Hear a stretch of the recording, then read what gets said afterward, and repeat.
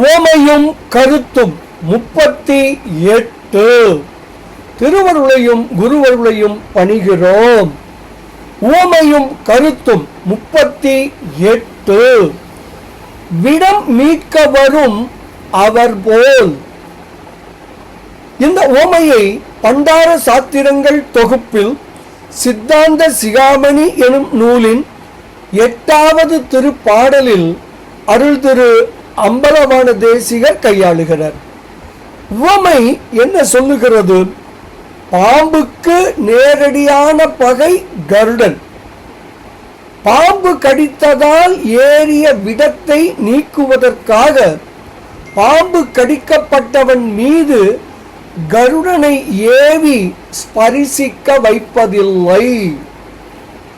அந்த விடத்தை போக்குவதற்காக கருட பாவனை அறிந்த மந்திரவாதி தேவைப்படுகிறார். இதுவே உவமை. சரி, இந்த உவமை விளக்கும் கருத்துதான் என்ன? பிறப்பும் இறப்பும் இறைவன் செயல் ஆகும்.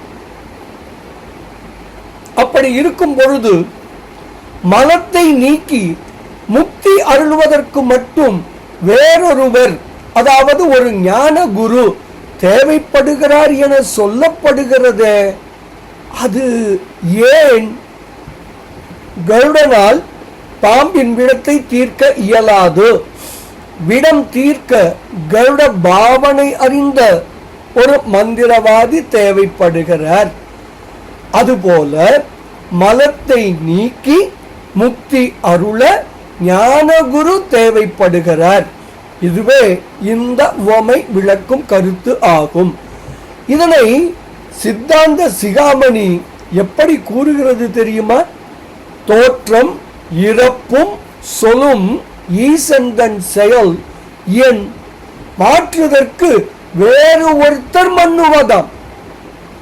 சாற்றும் அரவு கடித்த விடம் ஆங்கதனை மீட்க வரும் அவர் போல் ஆம் மதி என்று ஸ்ரீ அம்பலவான தேசிகர் தாம் அருளி செய்த சித்தாந்த சிகாமணி எனும் அற்புத நூலின் 8வது திருப்பாடலில் மிக தெளிவாக விளக்குகிறார். சர்க்குரு பெறுவோம், உபதேசம் நிற்போம், சிவானந்தம் நுகர்வோம். திருவருளையும் குருவருளையும் பணிவோமாக. சிவாய நம. திருச்சிற்றம்பலம்.